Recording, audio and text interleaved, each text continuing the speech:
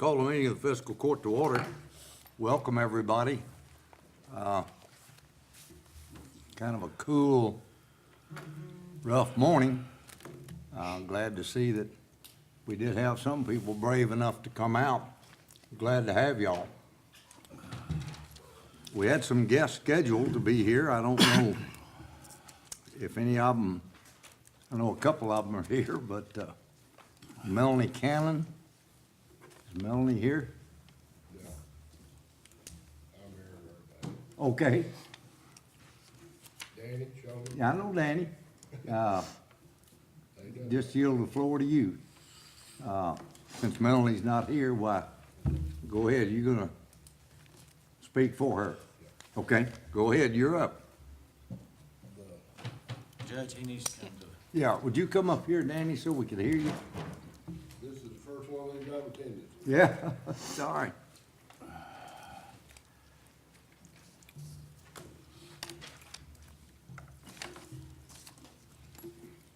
Where do I need to go? There's a microphone right here for you, right there.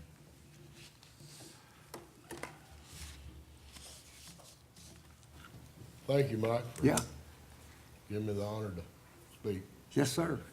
Thank you for all the things you've done for me and the county from time to time. You know, it's been a privilege being your friend. Yes, sir. I've got a couple of things on my mind that I feel like needs to be addressed.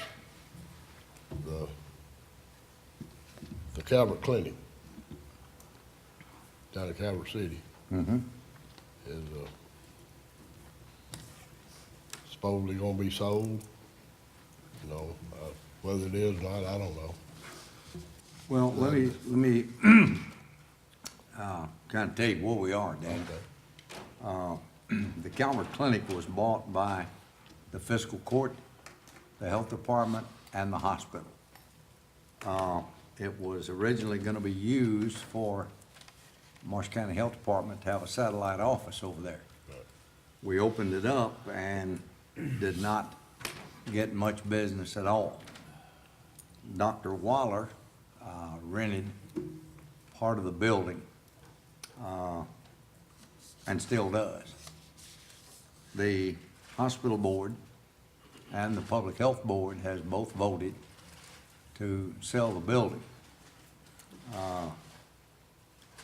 We have not, Commissioner Drew and I have been reluctant to do that because we don't want to see Calvert City left without any health care at all. Now, there comes a point, and we would be more than willing to sell the building to Dr. Waller or to the city of Calvert or anybody else until the fiscal court agrees with the other two entities. It's just in limbo, and that's where we are, Danny, right now. We talked about it, how many meetings ago, Commissioner, did we? It's been several. It came up recently in other discussions, but, you know, my position on it is, I feel like the county owns several buildings, and that's one of them, but it definitely has a purpose that's worth keeping, so it's kind of where we're at. Well, what I see, you know, is that's where I go, Dr. Walker. And I see a lot of people that walk there for their health care. Well, I've had several of our seniors that have called me, Danny, Well, from you know, Calvert, and that's what they said, you know, that's their health care, that's their provider, that's where they go. And I understand things has to progress, you know. Yeah. But has there been any allegations toward my daughter working there to sell a clinic? No, None whatsoever. no, that has nothing to, Okay. I mean, I don't even know who works over there. I knew Melanie did, but, because I talked to her, the reason I know that, she called me and we discussed it, and I said, well, and I told Mel, I said, right now, let's no panic till we know exactly what's gonna happen. Well, And that's been several months ago. she's worried about her job, you know. Well, sure. She's trying, her and her husband does a good job to raise my grandbaby. Mhm. And then, but the other issue I've got is, this road driveway going into my house.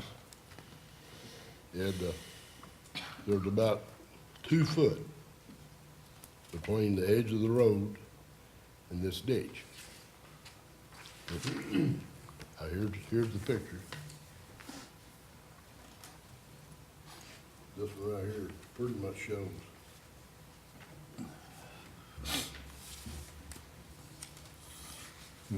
It's a dangerous place.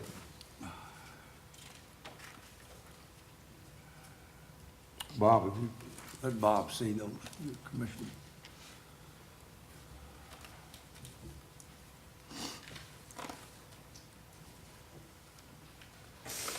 I appreciate you coming out this past week and working on the ditch. I mean, that'll help, you know. Of course, it's cold. I've done construction work all my life, and that's, you know, I know what it's like to be out in the cold working on stuff. One of the problems, Danny, that's has been pointed out to me and to Commissioner Gold is the size of the sewer.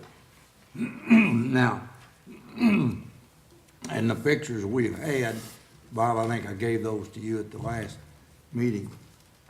Do you want to explain that, Russell, the size of that sewer, where we are with that? Your upper driveway has just got about a 6-inch pipe in it. That's right.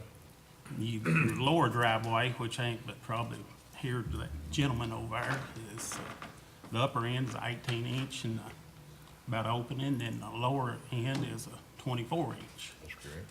And that I don't know who we didn't put the pipe in, the 6-inch pipe. I did, And it's for just, one purpose, to let the water run across the driveway. Yeah, but if it runs across, it's gonna wash it out, Danny. That's the point I'm getting to. The county come out last summer. My mother's a witness to this. And used some of the, you know, the mixture, the chip and seal. chip and seal. And they made a, you know. Try to save it, or what? No, just a place about, just wide enough that the water could flow over to get to the other side. You put a pipe this big in there, and it's gonna be, well, it's gonna be too big. And when you put a larger pipe at the top and got one smaller at the bottom, where you creating another flood running over the road.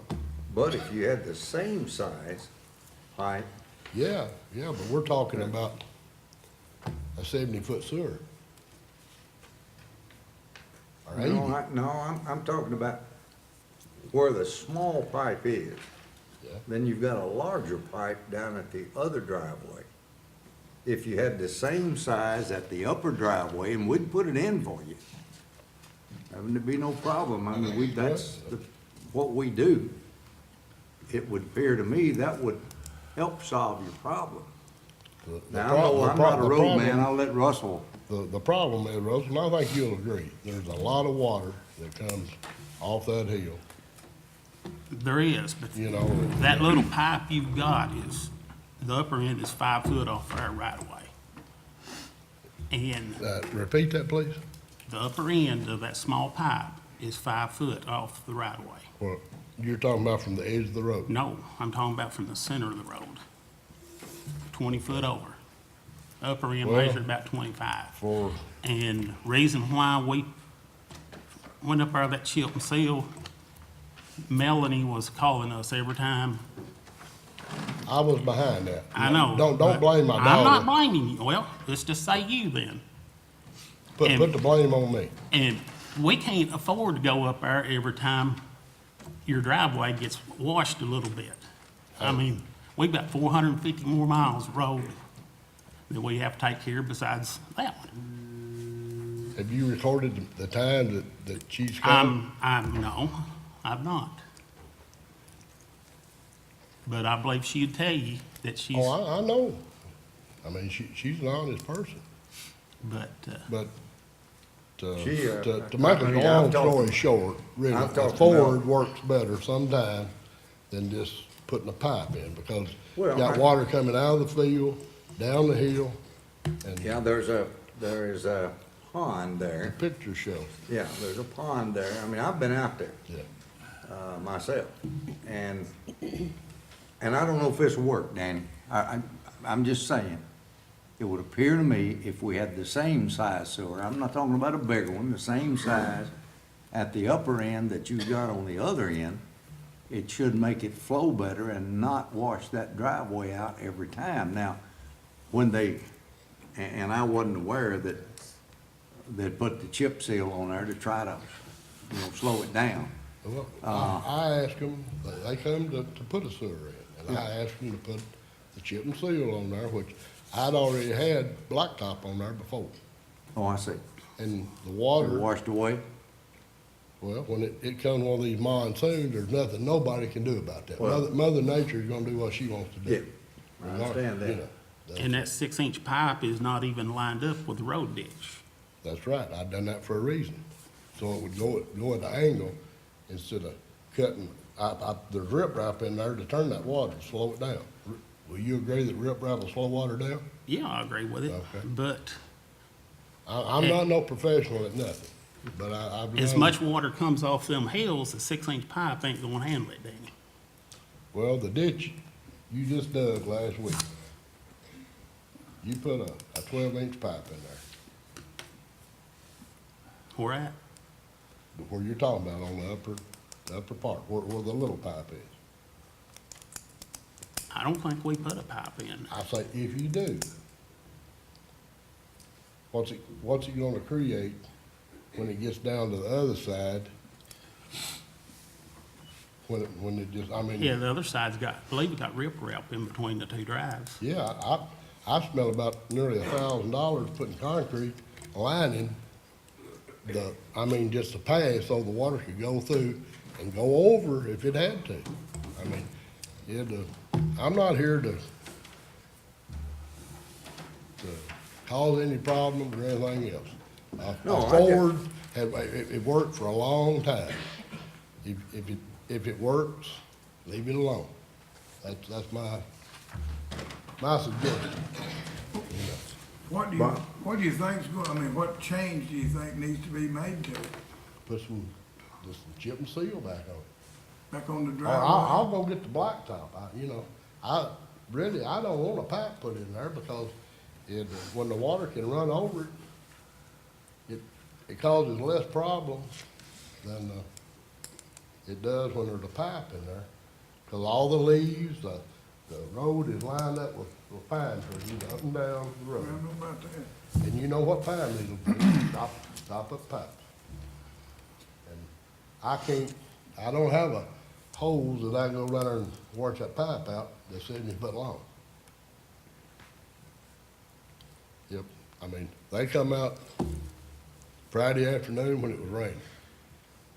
The telephone company did. Just, out of the goodness of their heart, I guess, and passed it. Nobody even asked them.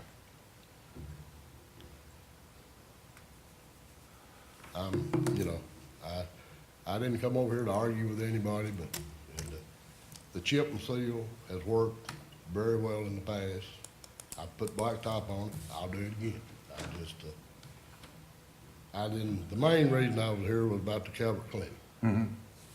That's I hate to see the people of Calvert City lose a business that's doing good now.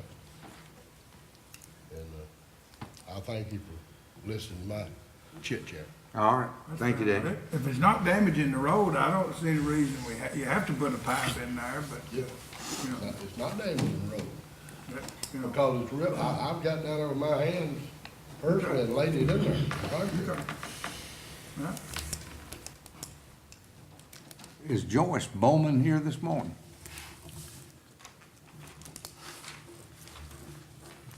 Okay. Ms. O'Brien?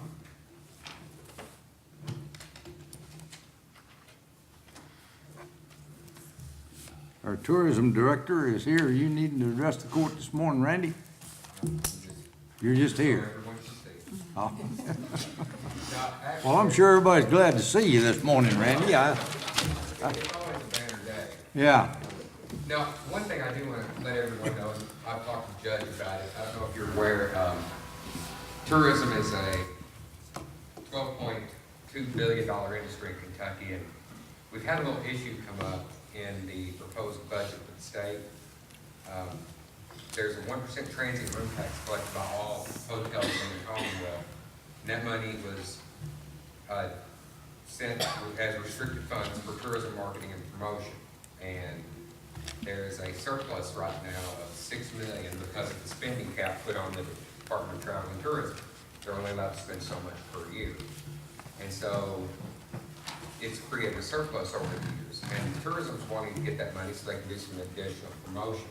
Well, in the proposed budget by the governor, they've wiped out the $6 million surplus for 2015 and $3 million from 2016. So I just wanted to let you guys be aware that there's $9 million being taken from the tourism marketing to be put toward the general fund. If any of you would contact our senators and legislators and let them know that we need that money saved for the tourism promotion. To give you an idea from Marshall County, it's approximately $46,000 a year we get from the matching funds program. That's where that money comes from. So if we lose that money, I'm gonna lose approximately 11 to 12% of my budget, in addition to the other budget decreases we've had over the years. So it's very important that we get that back. So if you guys can contact Representative Horsey and Senator Leeper, I'd greatly appreciate it. now, of course, this is just a proposed budget.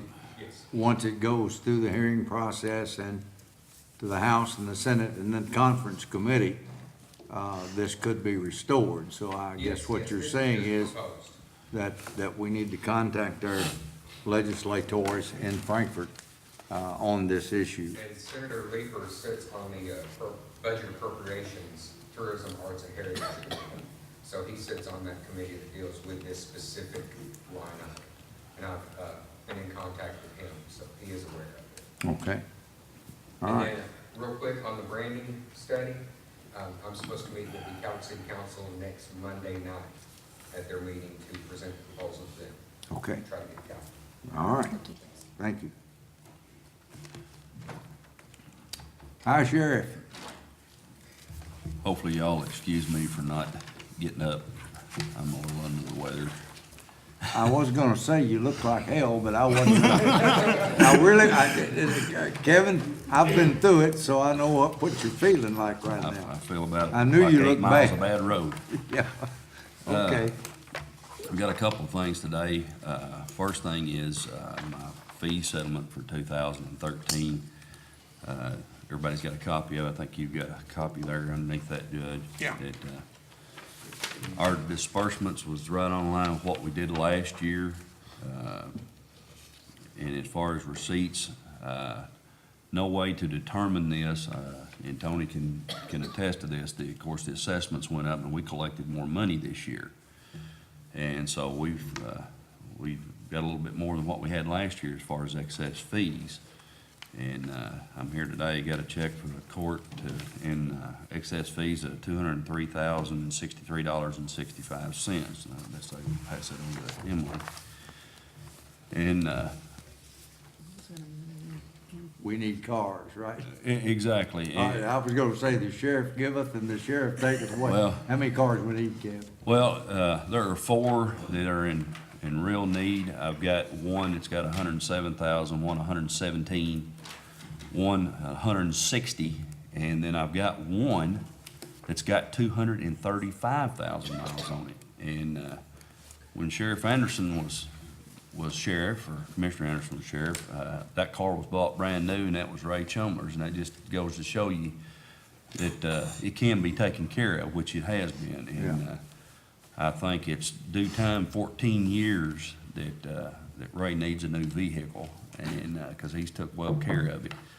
But I respectfully request that $125,000 back, which would outfit 4 cars with all the equipment and purchase of the vehicles as well. And we trade those others in on them, Kev, or just Well, they're surplus? not trade-in, they'll be surplus, Surplus. which, we can put that back Yeah. into to the drug fund. Do that things when you such as do the that. whole Yeah. surplus sale thing. All right, let's take this one at a time. Let's accept the settlement of the sheriff. Motion accepted, Judge. Have a motion, is there a second? Second. Motion and second, all in favor of the motion, say aye. Aye. Any opposed, no. Motion carries. Now, the request to allow the sheriff $125,000 out of this excess to go for the purchase of 4 vehicles. What's your pleasure? Motion approved. We have a motion, is there a second? Second. Motion and second, all in favor of the motion, say aye. Aye. Any opposed, no. Motion carries. Do you have anything else, Sheriff? Yes, sir. Thank y'all for that. Actually, the commissioners and judge, I've give you a thing there. Our annual report that we try to do every year to kind of give you an update on what we have done throughout the year. It kind of gives a little bit of history of the sheriff's office and then the numbers that we did in 2013. We actually responded to 11,308 calls of service this year. And I'm not going to go through every point, but just to kind of give you an idea, we worked 517 non-injury traffic crashes, 194 injury fatality crashes this year. Had 165 burglary complaints and 366 theft complaints come in. And as far as our warrant service, we served 802 warrants and 831 civil service this year. So, you know, quite busy for the year. And there's a couple of departments that I kind of want to point out. Our narcotics and general investigation detectives. Last year was kind of a rough year for us. We started out the year, the 4th day, actually, and had a homicide. And my general investigators did a fantastic job with that. Actually went to trial, got a conviction out of that. They did super work on that. We actually had a home invasion and attempted rape this past year as well, and we had the 2 individuals responsible apprehended in 2 days. So a lot of good work for our general investigation detectives. They work very hard, and I just wanted folks to know that we've got folks that are very skilled and very able to do their job. Now, as far as the narcotics end, our 2 narcotics officers, I have never seen anything like those 2 guys. They work tirelessly and do a great job of getting drugs off the street. And just to give you an example, last year they were responsible in taking a little over $450,000 in drug money off the streets, and which the sheriff's office is going to share in a portion of that, plus there's other agencies that will share also. But the big one that I'm really pleased with, just meth alone, those 2 guys are responsible for getting over $7 million in street value of meth off the street. That's a big, big amount, huge amount. And with the advent of heroin on the way, we're already jumping on that. Kevin, I keep hearing that heroin in Kentucky is really on the rise, and we're not any different than any other county. It's coming our way, right? We're already seeing a lot of it already. Is it cheaper, Kevin, than methamphetamine? It's more accessible and easier to obtain. Price-wise, it's necessarily about the cheaper. same, right? And like I said, the reason why it's such a big issue right now is because the strain is nothing like it was in the 60s whenever heroin was really big in the 60s. This stuff is extremely, extremely powerful. And usually on the first try, a lot of times we have overdoses with it. Yeah. And There was a thing on Channel 6, and I Yeah. think it was, I don't know if it was the Paducah Police Department or the Sheriff's Department there in McCracken County, saying they've seen a real rise in that. well, the over the last DEA year. has already deemed northern Kentucky, Cincinnati area as the distribution center Saw that. of the United States of heroin right now. So it's in Kentucky, it's here hard, and Yeah. it's starting to be more prevalent. So Just kind of want to give you an overview of what our guys are doing and what we're facing in the next few years coming up. And like I said, I always like to, give a report out to see what we were doing and let the people know what we're doing to protect the county and try to keep everybody safe. Okay. Thank you, Sheriff. Could we jump ahead just on something else, if Kevin would, and maybe he'd be done? Yeah, I The dare want him to books. get out of here if he's feeling Well, so the bad. DARE book, we've got the DARE program. Yeah. And there's been some change, some things that's happened as far as his office is concerned Well- about getting books for the schools. The auditors have told the sheriff's department, not only ours, Everybody. that they can no longer pay for DARE books out of their fees. And we're. They'll write 'em up on And it. we are restricted on how much we can use out of our drug fund. We can only use 10% out of it. Right. Which is not gonna be enough to cover the cost either.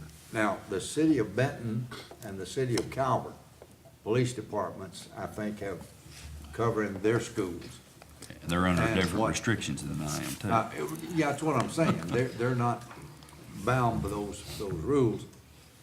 Bob and I talked about this, and it is our feeling that, and it's down in new business, so if y'all don't mind, we'll jump just a little bit, that the fiscal court, I think DARE is a very important program and one that I certainly want to see continue here in the county.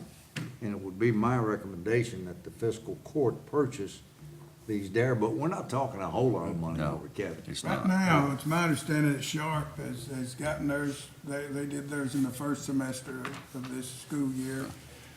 Jonathan, South Marshall and Central now are the ones that need the Right. books for this session. Right. They're roughly $1.30 per book and you can only get them in bundles of 100. Right, and South and Jonathan can share 100, and then I think Central can be covered by Right. another 100. So Yep. 200 books is what you'd have to have for Would that this be year. And enough, then Kevin? I would like Should to be. see us budget maybe Should to be. cover the whole, cover it for the other schools as needed in the next budget. But for now, we would, 200 books would take care of it. Make that in the form of a motion, Mr. Make that motion, Judge. We have a motion that the fiscal court provide 200 DARE books to the sheriff's department to continue this program. Is there a second to the motion? Second by Squire Anderson. Any discussion? No. Hearing none, all in favor of the motion, say aye. Aye. Any opposed, no. Motion carries. Thank you. I've got one other thing I'd like to bring in. I received a call yesterday morning from one of the sheriff's detectives advising me that and asking me if I had a trailer stolen. And I checked and my trailer was missing. Brian Seaford received the same call where he had two four-wheelers missing. Neither of us even knew we'd had anything stolen. Detectives learned about it, and remarkably, I was able to retrieve those last night over in Graves County. And I don't know what would have happened if they hadn't have jumped on it quick and spent the day. It's Detective Tidwell and Detective Mile, and my hat's off to you. Appreciate it. I would only remark, Sheriff, that a man that has so many toys that you don't even miss them when they're gone would have to check out the county attorney. You know, I should have expected you to make that. And they tore up those four-wheelers of Oh, yeah. mine, didn't they? They just, just They trashed them trashed pretty them. good, yeah. Okay. But thanks. Before you leave, Sheriff, do you have an update on the response or lack of response from the nuisance Yeah, complaints that you that, sent out? that is a question. When is the next, refuge board meeting? Next Tuesday. Next Tuesday, a week from today? Week from today. Okay. That is Yeah, I will be taking some of those issues, in front of them. We've got response back for 3 or 4. Some we haven't got any response at all, and we'll proceed on.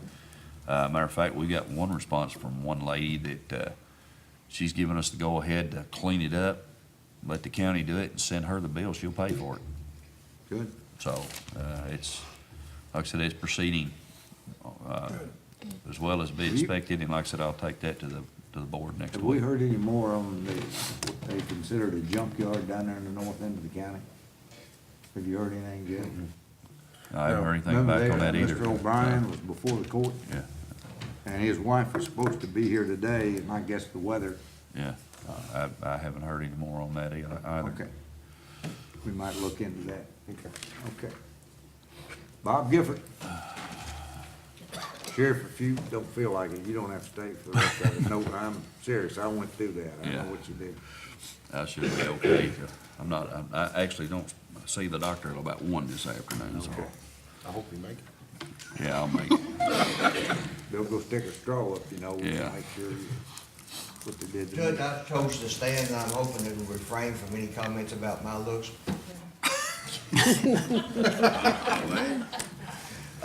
What I have before you all is this, you know that at sanitation district number 1, we had $300,000 grant from Delta Regional. Tied to that was that we found additional financing to finish this project in order to be able to expend that $300,000.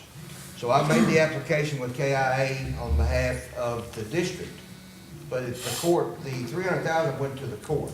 So that's the court's responsibility to see the other monies go through.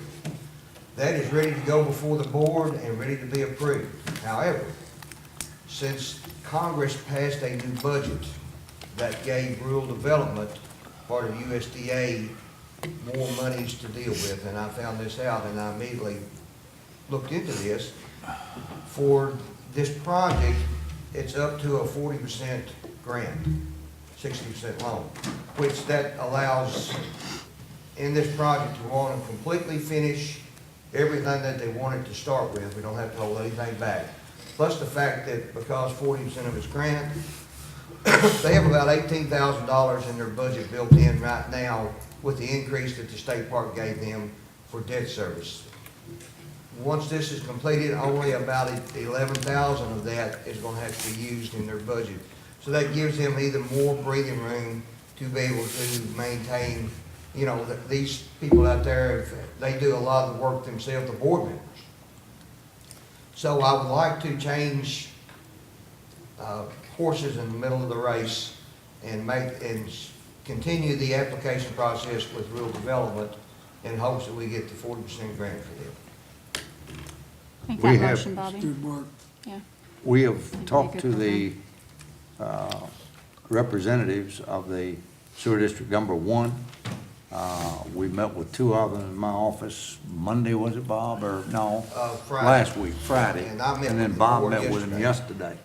And, you know, to get 40% is 40%, you know, No, it's gonna So- relieve them a lot. absolutely. So, did you make a motion, I made a Misty? motion, Judge. Motion by Commissioner Drew that we allow Bob to proceed with this application through rural development. Is there a second? Motion and second. All in favor of the motion, say aye. Aye. Any opposed, no. Motion carries. I've noticed both of my commissioners admiring your purple shirt, Gifford. Maybe you could make a gift of that for those guys. I work on that, Judge. Hey, Tony, since you're here this morning, would you kind of brief the court a little bit on, and I met with Mac Bushart on this issue, would you kind of bring the court up of what we're looking at? Yes, it's similar to what they were talking with the tourism, has to do with the governor's budget, what he's proposed so far, an additional cut to the PDA funds. Right now, we're sending about 80% of our budget directly back to Frankfurt. That's county funds that we send back, just to be able to cover our deputies. So cutting this again has been a big deal. However, there's been a suggested different source of revenue. The governor has suggested basically a fee to the special taxing districts in the county. It's what the cities already do. I believe it's 5/10,000ths of a cent that they pay for every assessed dollar that they're able to tax through the PDA. It works out to about 2% of what they collect on a yearly basis, the cities that Hardin, Calvert, and Benton. The governor suggested that fee be applied to all special taxing districts. Obviously, it's still in committee. There's still lots of discussion. It may end up being its own bill separately. They might find another revenue stream rather than doing the special taxing districts. But it's obviously something concerning. We were already hurting pretty bad to be cut again, even with a proposal for another source of income. Now, I asked this question to Mr. Bussard. Mac, by the way, is the executive director of the PVA Association out of Frankfurt, does their lobbying for them. And I asked him, when we talk special taxing districts, now, we're not talking about water districts, we're not talking about sewer districts, because they're not taxing districts, they're fee-based. Correct. But you're talking about all your fire departments, your library, your health department, what about schools? Are they Schools are included? exempt. Schools are exempt. Schools are exempt. Schools are exempt. There's a hard cap on the amount of money that can be taken from the special taxing districts. To be honest with you, all the details of it aren't even ironed out in the governor's budget proposal. It's more of a suggestion, I think, to look into, but I think his intention is to use a fee schedule similar, like I said, it's already been in place for the cities for several years. Okay. Okay, any questions of Tony? Just want to make you all aware of that, because that could have an impact. I don't think it would be a terrible burden on our special districts, but those that have bonded indebtedness, you know, their budgets usually are pretty tight. So if this passes, we need to make them aware very quickly of what the significance of this bill. It could certainly put a burden on the PVA's office, Absolutely. and without him, we were all in trouble. Well, and that's true, and, well, we'll keep you informed as we go through this thing. All right, in correspondence, is there anybody else here to address the court? All right, let's go into correspondence. We've talked about before, the big Kentucky State Shoot.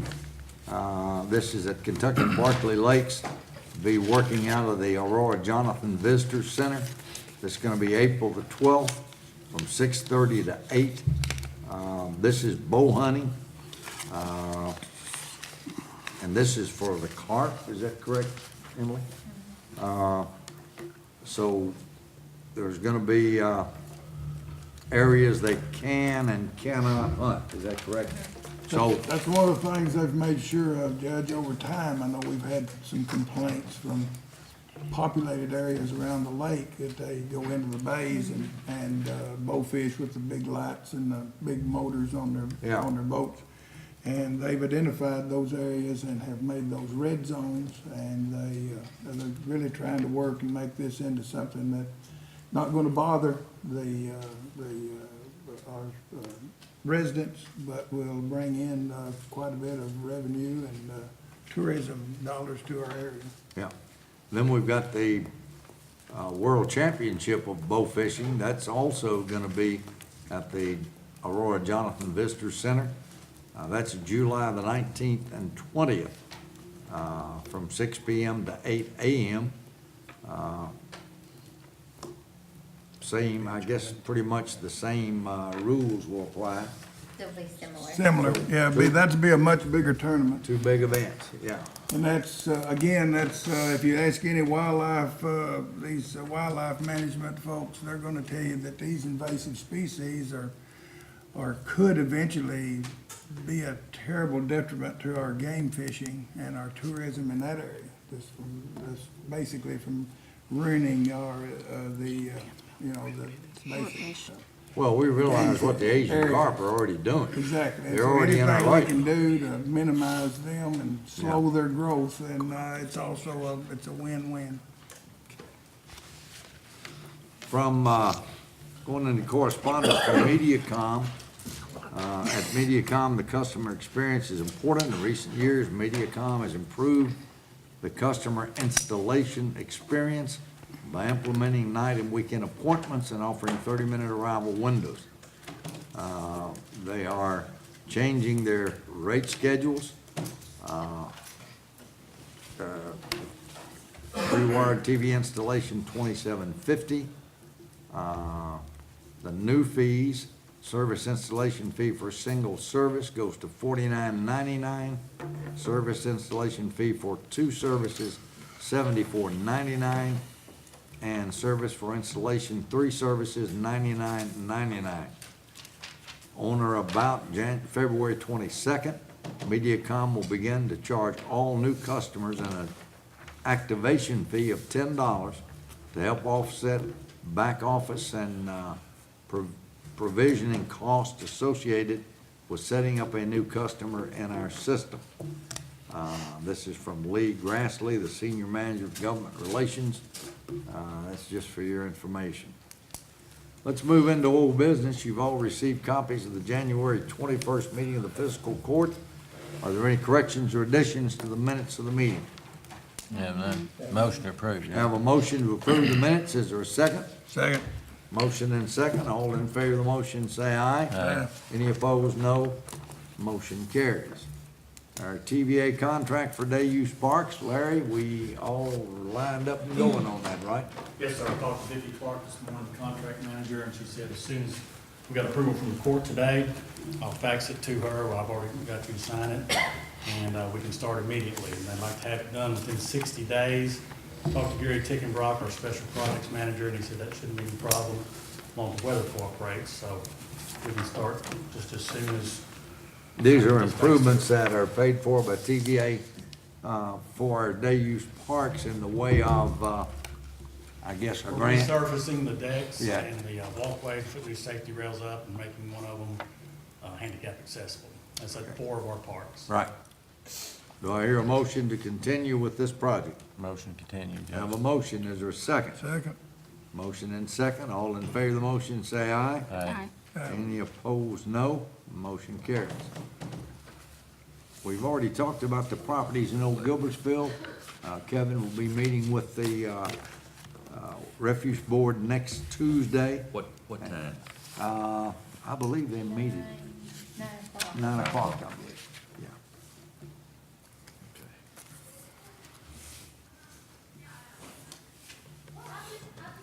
All right, East Marshall, wait a minute, update on the county website. Wendy, are you, or who's doing that one? Now, don't you start coughing. I know, I've already had it though, I'm on the Okay. downhill side of it, so All right. I'm doing pretty good. No, I just wanted to give you an update. We had a meeting Friday before last with all of the different departments, try to get an idea of what kind of services, what kind of information we want to get out to the website. The big focus is to really take some of the burden off the citizens as far as having a point where they can go to get this information, and also to take that off of the individual offices, looking at what kind of things people are calling and asking about and seeing if there's a way that we can deliver that information in another format. So I've met with just about every office, with the exception, I think, of the county attorney's office. So now it's just a matter of taking all that information, kind of organizing it, and figuring out how we're going to deliver that message in a way. Because right now is really, like when you go to build a house or any kind of building, you really spend a lot of time making sure that you get the framework and the structure correct, so that when everything else goes up, it's reliable and it'll work. So that's really where we are now. Hopefully, within the next couple weeks to a month, we should be able to start seeing some demo stuff to see how well that's going to work out. So it's a pretty exciting time, but that's where we are as of right now. All right, Andy, thanks. Any questions of Andy? No, sir. All right.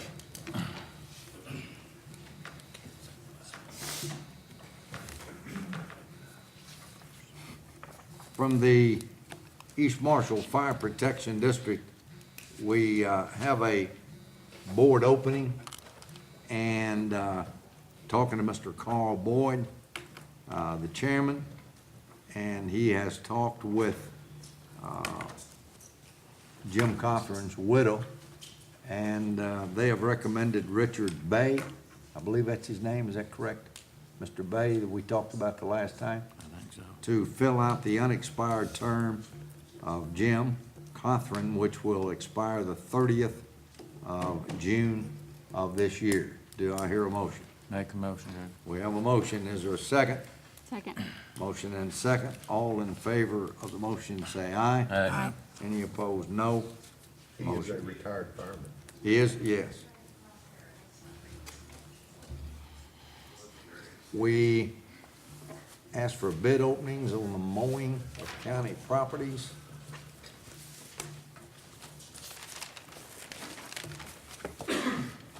In our paper of record, the Tribune Courier,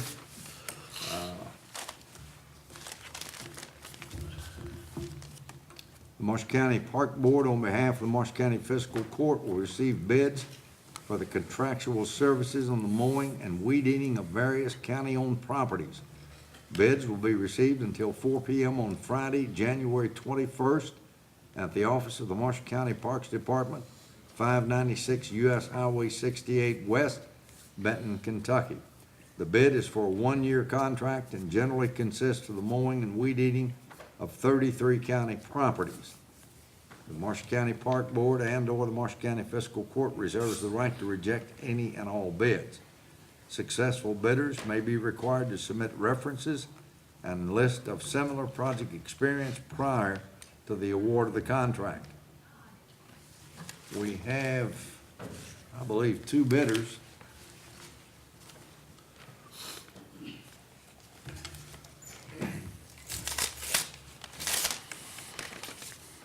The first bid is from Adam Miller, 1707 Walnut Street, Benton, Kentucky. His bid is $17,500 for mowing through March through October. Is that how you kinda did that? Okay. Adam Miller bids $17,500.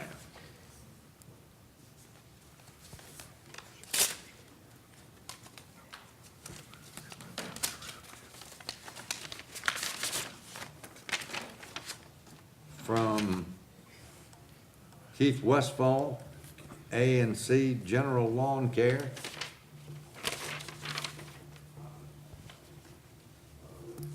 Agrees to provide mowing service for $21,000. That's Keith Westfall, A&C Lawn Care. Do you want to check these out before we? We've actually used both of those, we passed them both through reputable. Both good? Okay, then you're familiar with each of them. Your apparent low bidder is Adam Miller, $17,500. You recommend him? It's a good bid. I recommend that we accept it. Make a motion, accept it, Judge. We have a motion, is there a second? Second. Motion and second, all in favor of the motion say aye. Aye. Any opposed, no. Motion carries. Do you mind letting him know that he got the bid? Okay. Is there any other old business?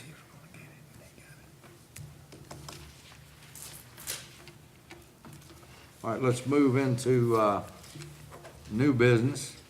We covered the DARE books.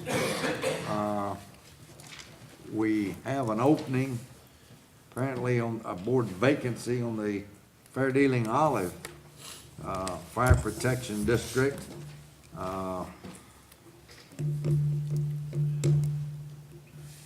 They have recommended, they had a resignation, I believe.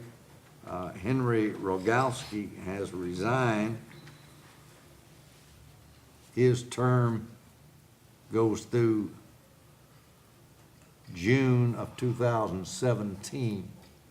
And they have recommended Jason Accord, A-C-O-R-D, of 3268 U.S. Highway 641 North in Benton, to fill the rest of that term.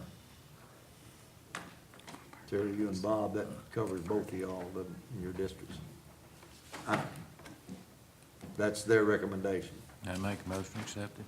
I have a They motion recommend it. by Squire Anderson that we appoint Mr. Jason Accord to fill out the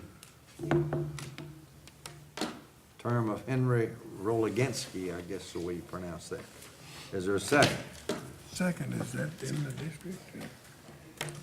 Is he in the district? Or does he have to be? He must be, he said he lives at 3268 U.S. Highway 641 North Benton. And that's who they recommended, the chief. Okay, that's fine, I second it. Motion That's who and he- second. That's who he recommends. All in favor of the motion, say aye. Aye. Any opposed, no. Motion carries. our FEPCO account. Judge, we may Emily? need to check, see if Not that, in the district, or maybe the address is wrong. that may, something's I not. wrote the address down, so it might be wrong. We're gonna double check the address, that's Yeah, not within the it's district, not I really think, within so. the district. Okay, we'll double check that, and if we have to, we'll take it up the next meeting, Right. Okay. okay? Emily, FEPCO bank account. I bet it is. I wanted to ask your all your permission to open a new bank account. Since we opted to give every employee that elected health insurance coverage an HRA account, as well as a health, reimbursement account, that is a lot more business that we're doing with FEPCO. The different counties that do that type of thing, what they have done is they open a new account, and give FEPCO access to that account. They fund it with whatever, we've got a list of whom is allocated how much. We can fund it as needed rather than dumping the whole thing in there. If we would continue to operate with FEPCO as we have, we would give them that entire bulk amount up front. You know, there's a very good chance that all of that is not gonna be necessary. So, FEPCO's recommended this also, that we open a new account, you give them access to it. They will email us daily reports as to see how much is used from that and who used it. We won't, due to HIPAA and stuff, we won't know much detail about it, but we just know who it is and how much it is, and that's all we really need to know. But it would require opening a new bank account and then putting funds into that. And, the other counties have also used,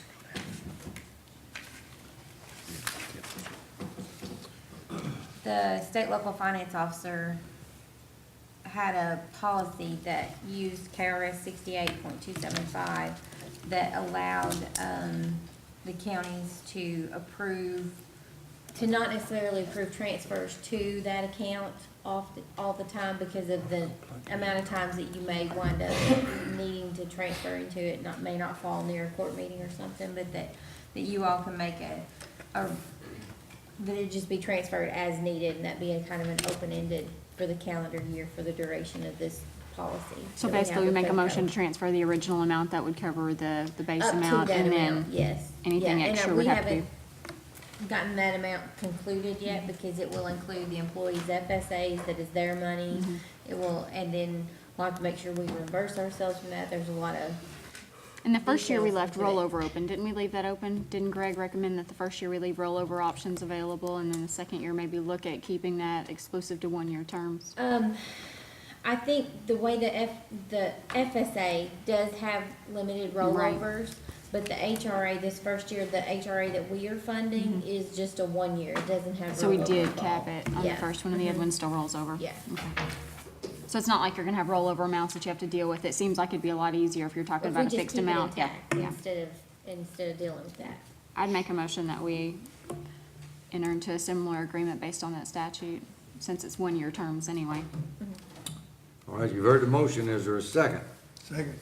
Motion and second, all in favor of the motion, say aye. Aye. Any opposed, no. Motion carries. We have received from the Department for Local Government, the cost of living increase for elected officials, which is 1.5016.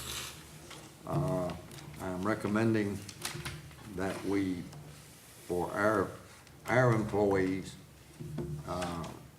beginning July 1, recommend a 3% increase in salary. Do you want to take that separately, together? What do you?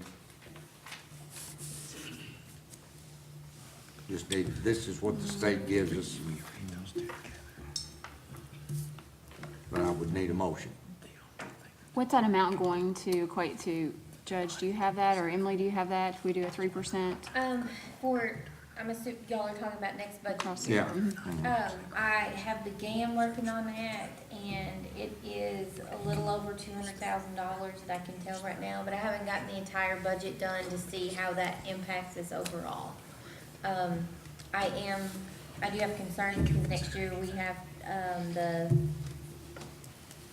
we have to keep 65% of the budget intact December 31st due to the election year.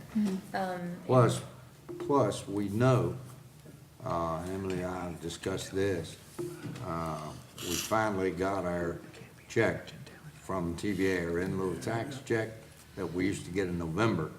We finally got it this week, which of course, as you know, it goes to the state. The state then takes 30% rake off the top, then sends it out to counties, cities, and school boards.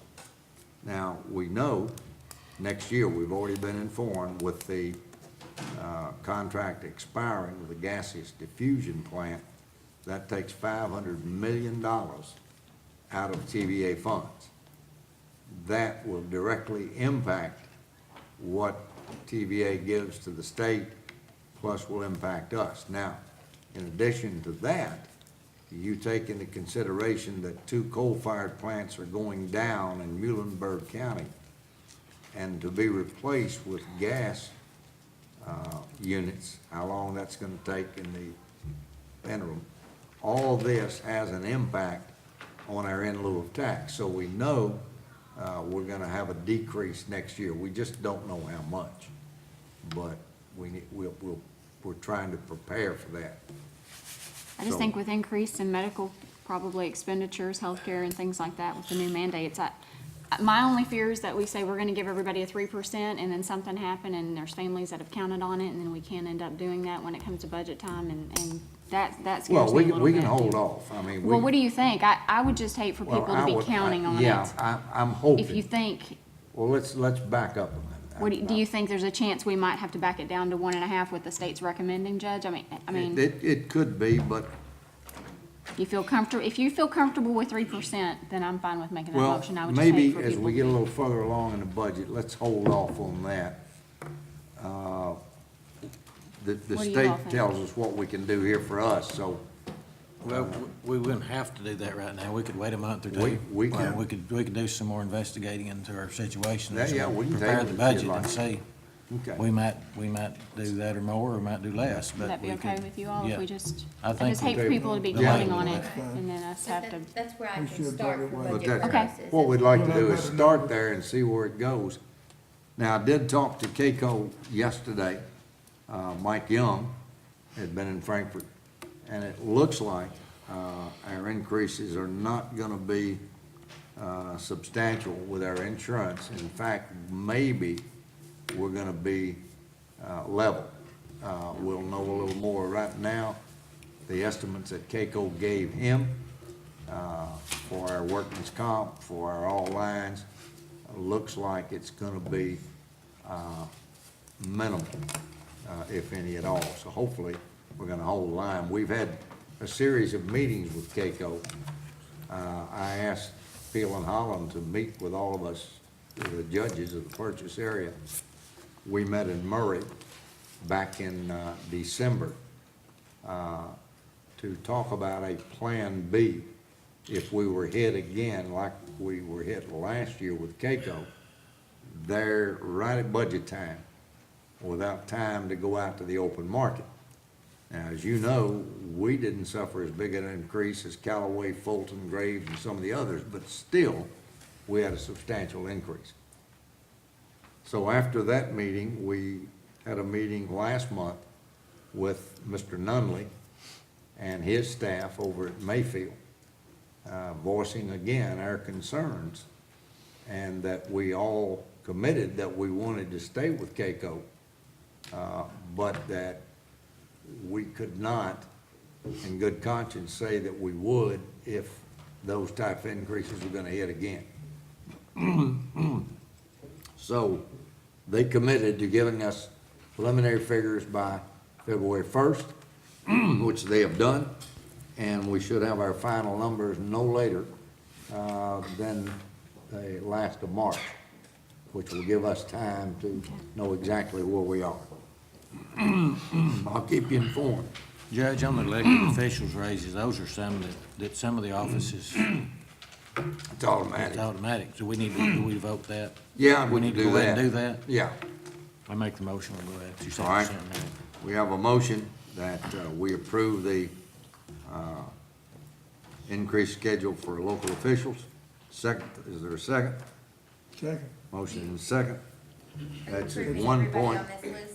1.5. 1 point, Yes, yeah, it's 1.5, 50616. yeah, All in favor of the motion, say aye. Aye. Any opposed, no.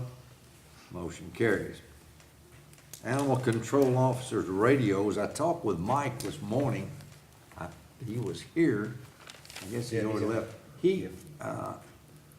They're looking at doing something to our current radios that Mike thinks might fix it. If not, we've got, I don't know what I did, but here it is. For new radios, there's a couple of options. One is the XPR6, and that's $1,100 each. And then there was another one that was like 800, but he wanted to look at if they could do something to the ones we had at a much. Yeah, in order to, I don't know, I don't understand that, but there was something, they were gonna look at them to see if there was, I don't know, put the repeater in the car or something. Yeah, but they're on our old backup channel, Yeah. analog channel, and there are some repeaters that Motorola has. And I think there's one or two still left in some of our older cars, and if we put the repeater in their vehicles, that should clarify Yeah. the, And that would be cheaper than, probably would be, because all you're looking at is installation costs, because we've already got the repeaters bought. well, Mike said he's gonna look into that and get back with us and let us know, so, just so you'll know, that's been a concern of mine, that they had Yeah, they need to be in proper, communication. Yeah. communication while they were out of the vehicle. Okay, we have the audit from the Bryansburg, Fire Protection District, from Kim Ham, their auditor. No surprises, no, significant findings, but it's here for your review. I would need a motion that we accept the audit report from the Bryansburg Palma Fire Protection District. Motion to accept, Judge. Have a motion, is there a second? Second.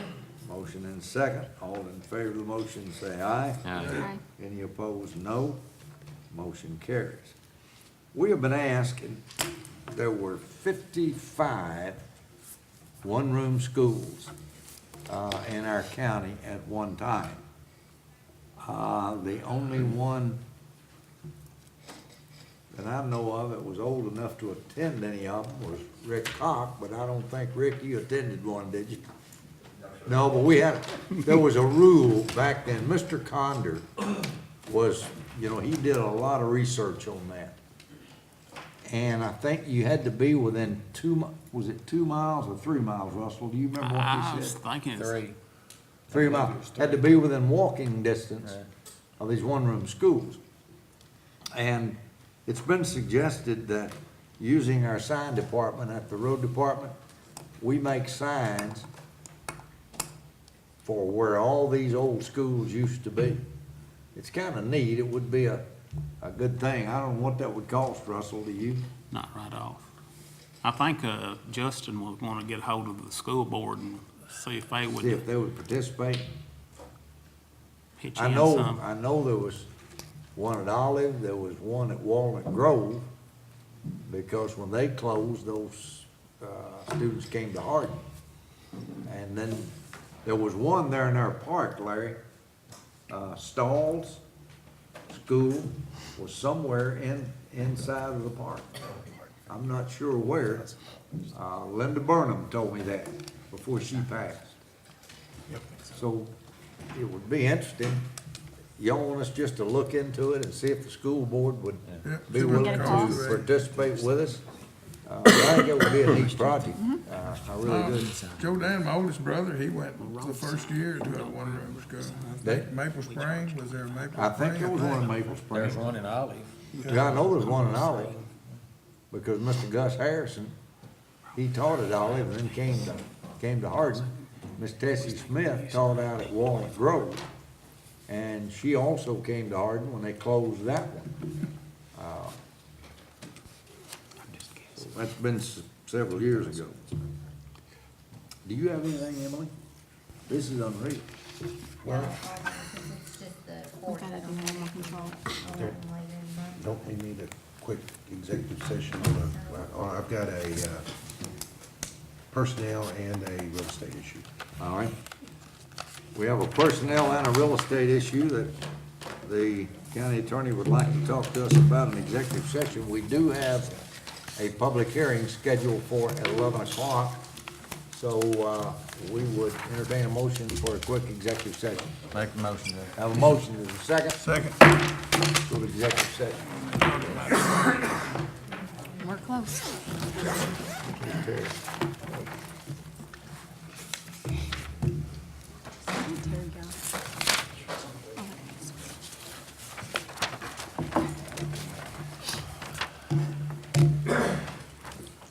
Call the court back into regular session. Our executive session, we had two items. One is the purchase of property for the county park, which is being negotiated now. Second was the issue of our new emergency management director setting a salary. And we're recommending that salary, starting salary to be $35,000 a year. Do I hear a motion? Make a motion, Judge. Second. We have a motion and second. All in favor of the motion, say aye. Any opposed, no. Motion carries. You've received the bills. Do I hear a motion to pay the bills? Motion to pay the bills, Judge. I have a motion. Is there a second? Second. Motion and second. All in favor of the motion, say aye. Aye. Any opposed, no. Motion carries. I have received a correspondence from our animal shelter. It's kind of like a sheet of ice out there, and they recommended that we close at noon in fear of somebody coming out and falling and getting hurt. I told them to go ahead if there's no objection. The staff will stay, but we'll just close the shelter for any adoption. They'll put it on the radio. We don't know what's coming. I want to report to the court that I have called this morning. We have been in contact with North American Salt Company over in Metropolis where we buy our salt. They keep telling us that they just have no salt available. We are running low and all the counties around us are running low. I've talked with CAECO this morning trying to see if they had any suggestions they might give us where to find more salt. North American Salt Company did get the contract, but if they can't provide it, I would ask the court's permission to give me the authority using the emergency clause that if we find some salt that we can go ahead and purchase, give me the authority to make the arrangements to purchase additional salt Make that for the motion, county. Judge. We have a motion and a second. All in favor of that motion, say aye. Aye. Any opposed, no. Motion carries. That concludes our agenda for our court meeting this morning. At this time, I would ask the court to go into recess so that we can begin our public hearing, which was scheduled for 11 o'clock. Make that motion, Judge. I have a motion that we're in recess. Is there a second? Second. Motion and second. All in favor of the motion, say aye. Aye. Any opposed, no. Motion carries.